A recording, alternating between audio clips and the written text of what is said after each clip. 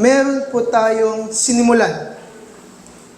Nandun po tayo sa pagnanais na tapusin ang mga bagay-bagay.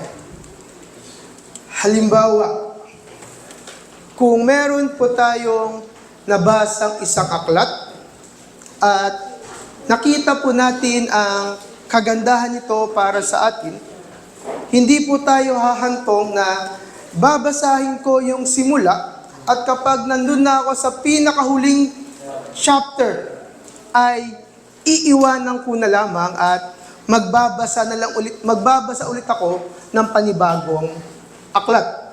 Gayun din naman po kung tayo po ay gumagawa ng mga puzzle. Sa haba ng oras na ating pong i-google para buuin po yung jigsaw puzzle, at kung meron na lamang pong iilang natitirang bahagi, wala pong gumagawa na pag nakita niya na 3, 1 piraso na lang ay okay na yan, hindi ko na tatapusin pa. Natural po sa atin na kapag alam po natin yung simula, nandun tayo sa punto na inaalam din po natin yung kahulihan ng mga bagay-bagay. Kaya nga po sa ating mga Pilipino, gustong-gusto po natin, tinatawag nating mga teleserye at mga telenovela na habang nabubuksan ang mga bagay-bagay, mas tayo po ay nagkakaroon ng pagnanais na matapos yung atin pong nasimulan.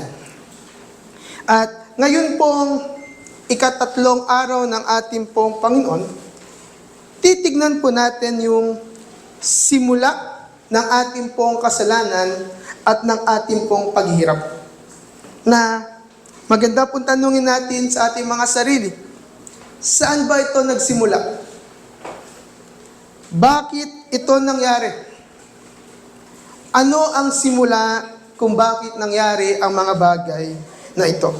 At kung atin pong babalikan ang nangyari po sa Eden, naunawaan po natin na ang dahilan nito ay ang ating unang magulang, si Adan at si Eva, nang sila po ay nalinlang ng ahas. Sila po ay sumuway sa utos ng Diyos, kaya naman po kanila pong tinanggap maging tayo ang galit ng ating Diyos. At kung ating pong titignan, ito pong pangyayaring ito ay matagal ng panahon na nangyari. Pero hindi po natin pwedeng sabihin na porket matagal na nangyari, ay hindi ko na dapat alamin pa kung ano ang magiging katapusan nito. Hindi po maaari na dahil matagal na namang nangyari yon, hayaan ko na lang at hindi ko naaalamin kung ano po ba yung dapat nitong puntahan. Kaya naman po sa oras din pong ito, in Lord's Day 3, ay aalamin din po natin kung ano po yung katapusan nito. Na kung ating pong titignan, nagsimula po itong masalimuot, pero hindi masalimuot ang katapusan. Dahil doon po sa maiksing line ng ating binasang katekismo ay binanggit, unless we are regenerated by the Spirit of God. Ito pong maiksing salitang ito ay nagbibigay ng isang malaking pag-asa. Kaya naman po sa umaga pong ito, atin pong isasummarize ang Heidelberg Catechism Lord's Day 3, question and answer 6-8. Gamit po ang sermon mula po kay Dr. Ruben Benderhoff na meron pong tema na The Beginning and End of Our Sin and Misery. At meron pong 3 bagay tayong pag-uusapan. Una po, from the original creation. Pangalawa, to the old creation. And lastly, to the new creation. At bago po tayo magsimula, tayo po muna ay manalangin. Dakilang Diyos na aming Ama, pinupuri, dinadakila at sinasamba ka namin. Sa oras pong ito, ang aming dalangin, patuloy na iyong salita ay magministeryo sa amin. Patuloy ang banal na Espiritong nananahan sa amin, ang aming maging tagapagturo upang maunawaan namin ang mga hiwaga ng iyong salita na maghahatid sa amin ng tamang pagkaunawa na hahantong sa tama at wastong pagsamba sa iyo, na siyang dahilan kung bakit mo kami nilikha at bakit mo kami niligtas. Salamat po aming Ama. Ito po aming samot dalangin sa pangalan po ni Jesus na aming Panginoon. Amen. Tignan po natin yung una pong bahagi. The original creation. Meron pong problema sa inyo. Meron din sa akin. May problema po tayong lahat. At sa mga naririto po nung nakaraang linggo sa ating pong Vesper service ay naunawaan po natin kung ating pong isa-summarize, ang problema po natin ay hindi natin kayang gawin kung ano yung pinagagawa ng Diyos sa atin. Hindi natin kaya siyang ibigin ng ating buong sarili at hindi rin natin kayang ibigin ng ating kapwa kung paano natin dapat ibigin sila. Kundi ang ating ginagawa, hindi natin iniibig ang Diyos at hindi natin iniibig ang ating kapwa. Ang katanungan po ay ito, bakit kaya ganoon? Tignan po natin sa ganito pong pananaw. Wala po sa ating bumibili ng isang bagay at inaasahan natin na yung bagay na binili natin ay pag binili natin may problema kaagad. Sino po sa atin dito na kapag meron siyang biniling damit, may binili siyang gadgets o ano paman, na kapag may problema ay hindi niya tatanggapin na lamang niya na, ay, ganito siguro talaga ito nilikha. Na itong damit na ito, ang disenyo talaga niya may butas. O kaya naman yung gadgets na to, talagang pagbukas ko, i-stop muna siya, then dun siya gagana. O kaya naman yung pagkain, talagang kahit hindi siya maasim, dapat maasim siya. Wala po tayong ganong pagtingin na alam natin, merong problema at sino ang ating sisihin? Yung gumawa. Ibig sabihin, hindi ako ang may problema nito. Binili ko ito at ina-expect ko ngayon dapat maayos ang paggawa nito. Kaya ang ginagawa natin, kung nasa atin pa yung receipt, sosoli natin, bigay mo sa amin yung nararapat. Ang tanong ay, sa ating pong mga tao, bakit ngayon may problema tayo? Yun din po bang manlilikha natin ang may problema at may kasalanan kung bakit po tayong ganito? Nilikha po ba tayo ng Diyos na tunay na hindi siya kayang ibigin at hindi kayang ibigin ang ating kapwa? Malinaw po na hinahayag ng katekismo na hindi, kundi kabaligtaran. Na tayo po ay nilikha mismo ng Diyos ng maayos. Nilikha tayo ng Diyos na may kakayahang ibigin siya at may kakayahang ibigin ang ating kapwa. Na kung atin pong sasabihin sa ating mga salita, nilikha tayo na maayos ng ating Diyos. Ang lalaki at ang babae. Na kung ating babalikan ang paglikha ng Diyos, sa lahat ng nilikha niya, espesyal ang pagkalikha sa atin. Nilikha po niya ang lahat sa pamagitan lang ng kanyang salita. Sinabi ng Diyos, nagkaroon. Ngunit, nung nilikha niya ang lalaki, may dalawang pangyayaring naganap. Pinorma niya ang lalaki at kanyang hiningahan. Ibang-iba kung paano niya nilikha ang karamihan sa mga nilikha. Gayun din naman po ang babae. espesyal ang pagkalika. Kinuha mula sa tadya ng lalaki at ipinormang babae. Na kung ating pong titignan, meron pong kakaibang o espesyal na pagturing ang tao higit sa kanyang mga nilikha.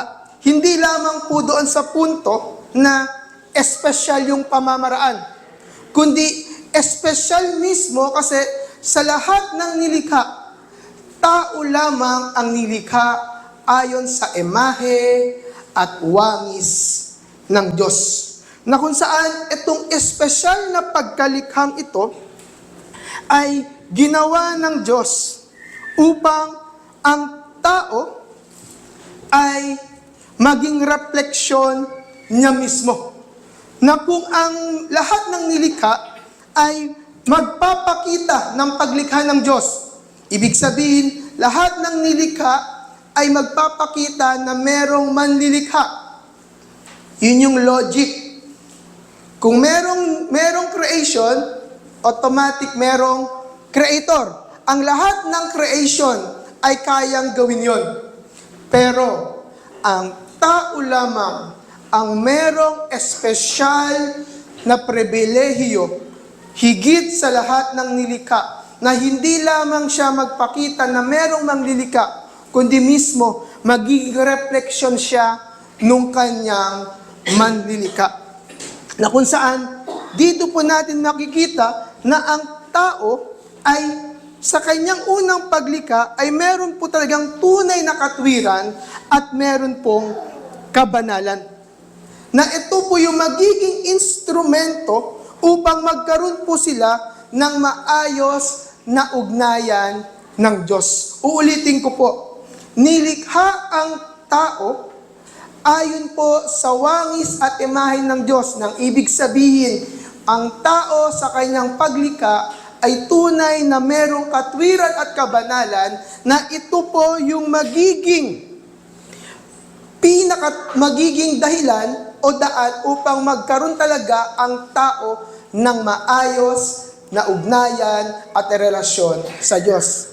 Dahil ang Diyos ay banal, nilikha niyang banal ang tao.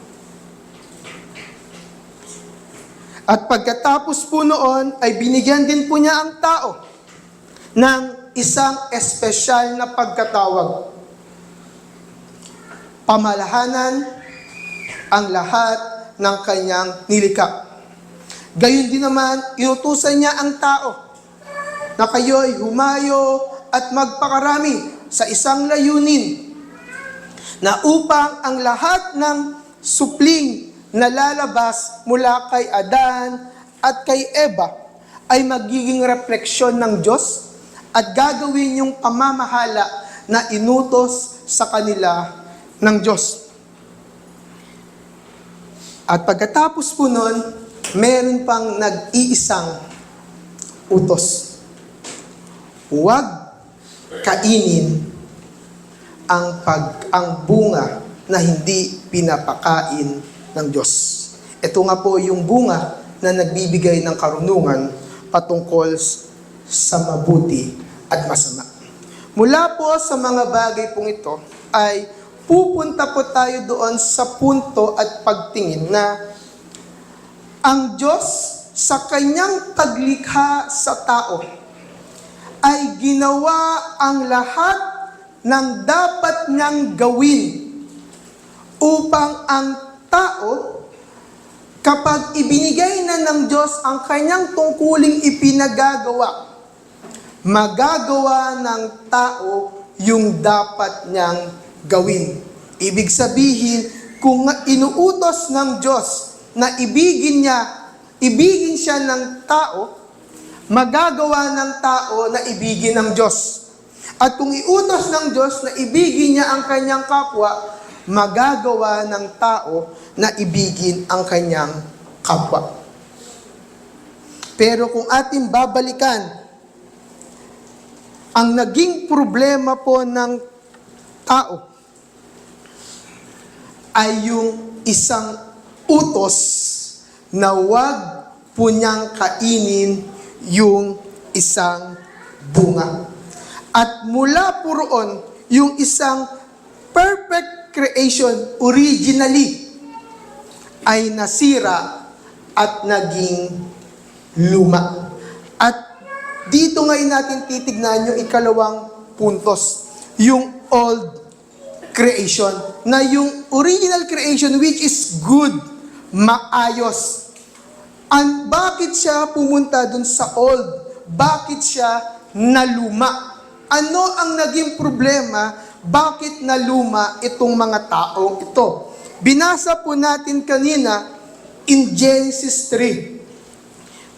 Sa simula pa lamang ay binanggit na sa atin na tinukso ng ahas ang babae. Alam na po natin na itong ahas na ito ay ang dyablo, si Satanas, na kung saan, kung atin pong isasama rin na lamang, sumaway ang dalawa. Kinain nila ang bunga na hindi nila dapat kainin. At ang magandang katanungan po rito, sino ba ang may kasalanan dito? Kasi nung oras po na dumating ang Diyos doon po sa hardin, hinanap ang lalaki at nagtanong. Ang naging dugo ng lalaki ay yun pong babae. At nung tinanong naman si babae, ang sabi, yun namang ahas. Kung titingnan natin kung paano po sinagot ito ng katekismo, malinaw na sinagot na ang kasalanan ay hindi mula doon sa ahas, kundi yung kasalanan ay mismong mula doon kay Adan at kay Eva, na mismo ang ating unang magulang ang nagkasala. Bakit po natin masasabing ganoon? Siguro po naglalaro sa inyong isipan dahil binanggit ko po kanina na nilikhang perpekto ang tao. Meron siyang tunay na taglay na katwiran at meron siyang tunay na taglay na kabanalan na magiging susi upang magkaroon sila ng maayos na relasyon sa Diyos. Pero bakit po nagkasala? Tama po ang inyong kaisipan na nilikha din sila na may kakayahang magkasala. Kasi nagkasala po sila. Ngunit, huwag po tayong pupunta doon sa punto na parang sisisihin ko ang Diyos na bakit pa po ba naman nilagyan pa ang tao ng kakayahang magkasala. Kundi dapat ang ating pong binibigyan ng pansin yung katotohanan na ang tao sa kanyang unang paglikha ay binigyan ng kakayahan na labanan kung anuman ang tukso na kanilang maranasan. Uulitin ko po, mali ang punto at pag-iisip na humantong tayo na kaya naman nagkasala ang tao kasi nilagyan pa sila ng kakayahan ng Diyos na magkasala. Kundi ang dapat nating tignan ay yung kabutihan ng Diyos na ang tao ay nilikha na may kakayahan. Uulitin ko po, ang tao ay nilikha na merong kakayahan na kung ano man yung tukso na kanilang maranasan ay kaya rin po nilang labanan. Ngunit sa kabila po noong katotohanan yon, mas pinili ng ating unang magulang na hindi gamitin yung kanilang kakayahan na labanan ang tukso at hindi magkasala, kundi hinayaan nila na sila ay matukso at magkasala. At ito po yung katotohanan na nagre-reflect sa bawat isa sa atin.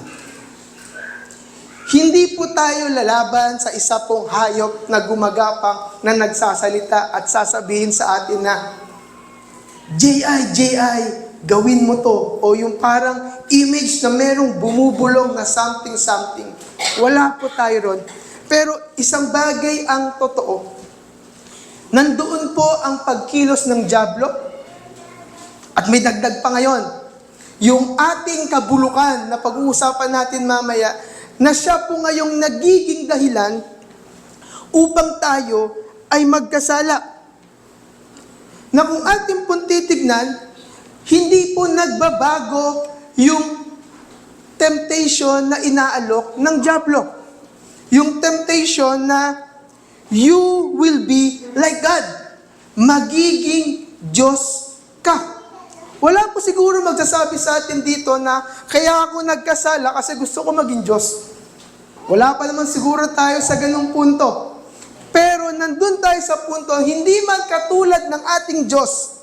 Pero gusto natin maging Diyos tayo ng ating sariling buhay.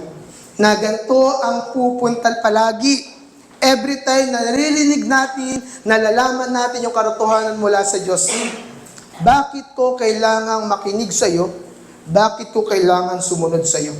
Hindi ba pwede na kung ano yung gusto ko, ang dapat kong gawin? Ang naging problema ng tao ay ito. Nakita nila na ang bagay na ginawa ng Diyos sa kanila ay mabuti. Mabuti.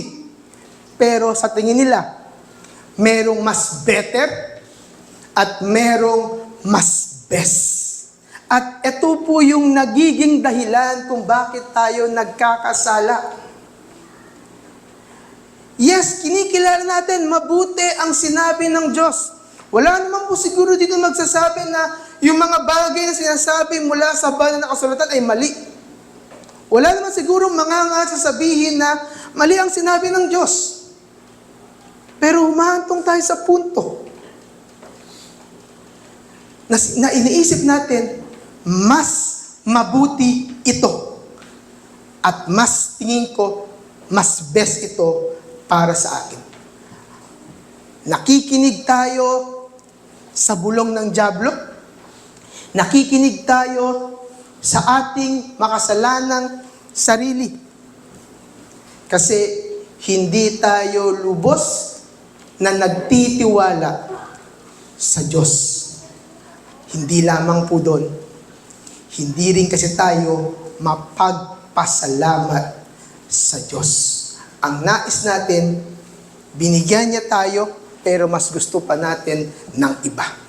Mas mabuti sa binigay niya, kasi na alam natin, meron pang mas best doon sa bagay na binigay niya. Ito po yung larawan ng kasalanan. At kung babalikan po natin ang pangyayari muli sa Eden, nung nagkasala ang ating unang magulang, alam po natin na matagal na nangyari yan. At pwede nating sabihin, wala akong kinalaman doon. Ano nga naman po ba ang kinalaman natin doon sa pagkain ni Adan at ni Eva nung bunga? Hindi pa nga ako pinapanganak nun eh. Hindi pa nga rin pinapanganak yung tatay ko, yung nanay ko. Hindi pa rin man pinapanganak yung lolo at lola ko. Bakit damay kami? Pwede ba yun sila ang gumawa pero kasama ako? Tignan po natin sa ganito pong pananaw. Yung naging epekto po ng kasalanan ng ating unang magulang na si Adan at si Eva ay parang isang namamanang karamdaman. Sino po dito yung sa inyong pamilya, ang inyong pamilya ay merong mga pamana? Hindi po siya financially, kundi sakit. Yung mga bagay na tumataas. Hindi yung value, kundi tumataas na hindi dapat tumaas. Yung sugar, yung dugo, yung creatinine, at kung ano-ano pang tumataas. At isang bagay pa po ang totoo. Bilang isang Pilipino na merong napakalaking utang, pwede ko ba bang sabihin na sila naman yung umutang? Nauunawaan natin yung isang katotohanan na merong isang tao na may kagagawan, ngunit dahil tayo ay bahagi nila, kasama tayo dun sa kanilang tinanggap na parusa. Na ibig sabihin, kung ano yung mga naging epekto ng kasalanan sa kanila, ay naging karoon din ng epekto sa akin. At meron pong dalawang bagay na nangyari. Una is yung kabulukan. Hindi pa po nagkakaroon ng konsilyo sa Dort. Wala pa po yung Synod of Dort. Hindi pa po napo-formulate yung terminology na total depravity. Mababasa na po natin in Genesis kung gaano po naging kasama ang mga tao. Na in Genesis chapter 6, the Lord saw how great man's wickedness on the earth had become, and that in every inclination of thought of his heart was only evil. Ito po yung mabigat. All the time. Ulitin ko po. The Lord saw how great man's wickedness on the earth had become, and that every inclination of thought, ng kanilang pag-iisip, of his heart, ng kanyang damdamin, was only evil. At ang mabigat po yung preposition, all the time, sa lahat ng panahon.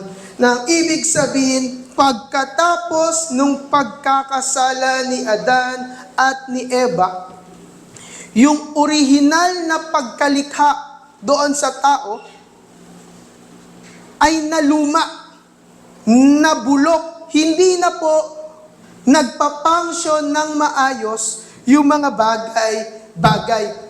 At kaya naman nga po, aminin man po natin at sa hindi, tayo ay gumagawa ng mga bagay na laban sa utos ng Diyos.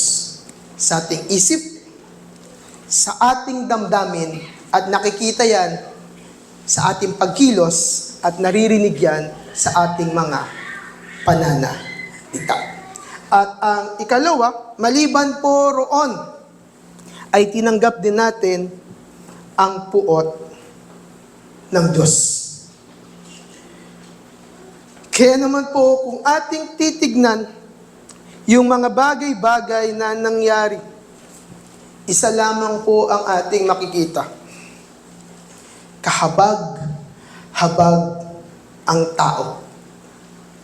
Tunay na masalimuot ang kanyang buhay sa kanyang pagkasilang hanggang sa kanyang kamatayan. Walang magandang bagay makikita sa kanya kasi nagsimula siyang masama. Kaya naman, ang kanyang kakapupuntahan ay masama. Buti na lamang po at hindi po natapos doon ang kwento. At doon din po mismo sa katikismo at doon po sa binasa nating talata ay pinakita po roon na hindi natatapos. Kaya pumunta po tayo doon sa ikatlong bahagi na from the original creation to the old creation, magkakaroon po ulit ng isang new creation. Doon po in Genesis chapter 3 ay nakita po natin yung pagkakasala ng tao. Tunay pong sa salita natin, sinuntok talaga nila ang Diyos. iba po ang naging tugon ng Diyos. Ipinakita pa rin po roon yung kanyang habag. Sa kabila po na dapat wala na po gagawin ng Diyos, makita po natin in Genesis chapter 3 verse 9, yung napakagandang salita ng sabihin ng Diyos, nasaan ka?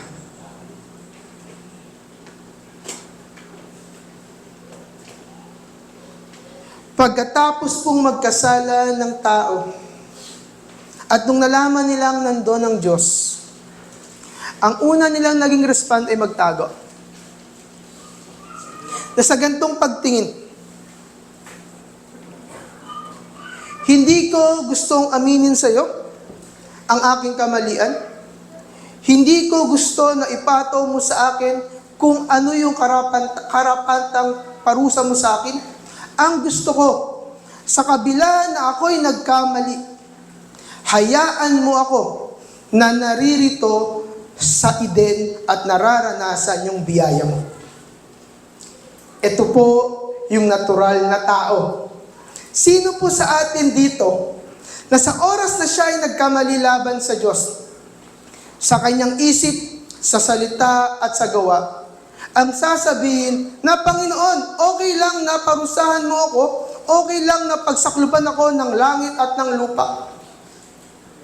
Wala. Kundi ang response lang natin ito, Panginoon, hayaan mo na ako sa kalagayang ito, hayaan mo na ako dito sa pangyayaring ito, pero huwag mong lilimutin, Panginoon, na patuloy na pagpalain mo pa rin ako.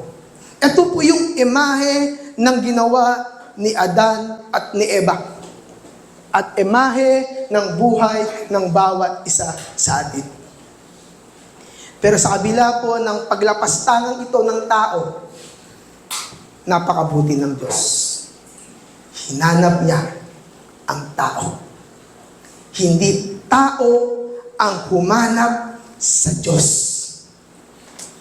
Diyos ang humanap sa tao.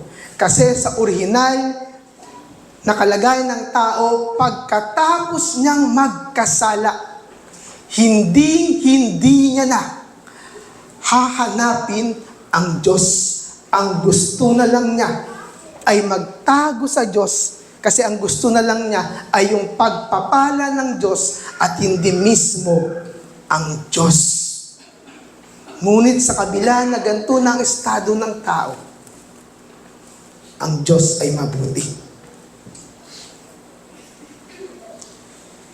At ito po yung binabanggit sa atin ng Belgic Confession of Faith, Article 17. When God saw that man had plunged himself into physical and spiritual death and made himself completely miserable and gracious God, the gracious God, in His marvelous wisdom and goodness, set out to seek man when he trembling fled from Him.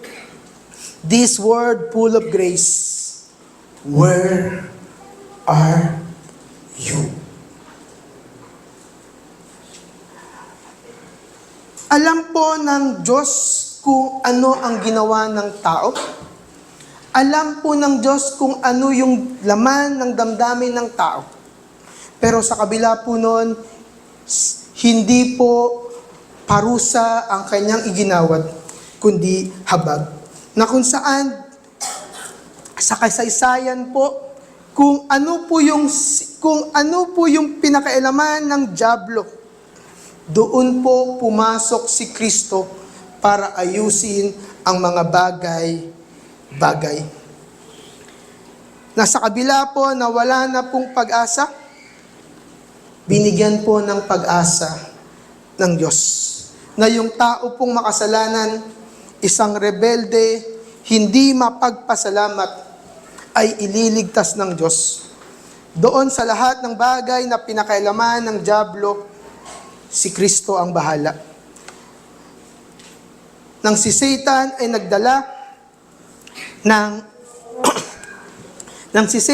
nagdala ng kamatayan at paghihirap, si Kristo ay nagbigay ng buhay at ng kaligtasan. Na sa pamagitan ng ipinangakong binhi ng babae. Ito po ang naging pag-asa ng bawat isa. Na kung saan ito po yung wawasak doon sa sumpa sa tao. At ang tanong, paano mangyayari ngayon na yung isang tao na sa kabila na hinahanap ng Diyos ay palaging nagtatago at lumalayo sa Kanya ay lalapit? Ito po yung napakagandang binanggit ng katekismo. Oo, walang pag-asa maliban na buhayin muli ang tao sa pamagitan ng pagkilos ng banal na Espiritu. Ibig sabihin, hindi natapos ang kwento na pinabayaan ng Diyos ang tao sa kanyang kalagayan.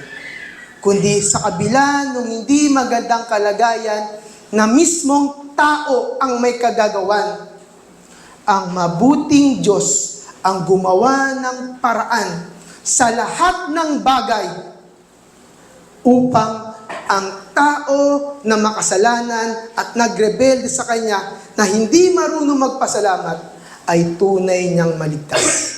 Na sa pamamaraan na sa pagbaba ng Kristo, sa lahat ng Kanyang ginawa, na hindi paniniwalaan ng isang tao sa pagkilos ng banal na Espiritu, tunay niyang paniniwalaan ang mga bagay na ito. Kaya naman po mga minamahal na kapatid, isang bagay, patuloy nating ipanalangin na patuloy na kumilos ang Diyos sa ating buhay. Ipanalangin natin na baguhin niya ang ating mga puso, na mula doon sa kamatayan, tayo ay Kanyang buhayin. Dahil dito lamang mangyayari na ang isang tao ay magkakaroon ng pag-asa. Kaya naman po mga minamahal na kapatid kay Kristo, na tayo ay nakaranas na ng kapanganakang muli. Isa na po tayong bagong nilalang. Mamuhay po tayo sa katotohanan ito.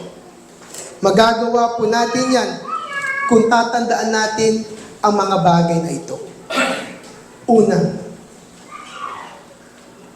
tunay na ikaw at ako ay makasalanan. Ang ibig sabihin po noon, huwag po tayong magpatay malisya sa mga bagay-bagay. Alam po natin na nandyan po ang kasalanan. Alam natin na gusto natin ang kasalanan. Ngunit dahil alam din natin na sumasa atin ang banal na Espiritu, alam natin na kaya natin itong labanan. Gayun din po, malalabanan lang natin yon kung taglay-taglay natin yung dalawang katotohanan. Una, tayo ay nandoon sa punto na kinikilala natin yung kabutihan ng Diyos sa ating buhay. Ulitin ko po, magagawa po natin labanan ang mga bagay-bagay kung atin pong kinikilala ang kabutihan ng Diyos sa ating buhay, na tayo ay mapagpasalamat, na yung mga bagay na ating tinanggap ay tunay na dapat nating ipagpasalamat sa Diyos. At pangalawa, yung pagtitiwala sa Diyos. Alam nating mabuti ang mga bagay na ginawa ng Diyos. Pero gusto ko pong itama na natin ang mga bagay-bagay. Alam natin na mabuti ang mga bagay na mula sa Diyos. Iangat natin ng degree. Hindi lang siya mabuti. Mas mabuti siya sa mga bagay na gusto mo at hinahanap mo. At itaas pa natin sa pinakasagad na degree. Ito yung pinakamabuti para sa iyo. Kung hahantong po tayo sa ganong pagtingin, magtitiwala tayo sa Diyos. Kaya naman po mga Minamahal na kapatid, sa oras pong ito, patuloy nating unawain na nandiyan ang kasalanan. At dahil yan merong paghihirap, ngunit hindi yan ang katapusan. Ang katapusan natin ay mula doon sa biyaya ng Diyos. Kaya naman, ang atin dapat pagtingin ay hindi sa mundong ito na makasalanan, hindi dito sa mundo na puno-puno ng paghirap, kundi doon sa pangako ng Diyos na muling paririto ang ating manunubos at tagapagligtas na si Jesucristo, na siyang tatapos ng lahat ng ating paghirap. At ito po ang ating dakilang pag-asa. Pagtiwalaan po natin ang katotohanan ng iyon at patuloy tayo magpasalamat sa napakagandang pangako iyon. Yun lamang po sa umagang ito at tayo po'y manalangin. Dakilang Diyos na aming Ama, pinupuri, dinadakila at sinasamba ka namin. Salamat sa mga katotohanan na iyong hinayag sa amin mula po sa iyong mga salita at mula po sa pagpapaliwanag nito, magpapaliwanag gamit ang katekismo.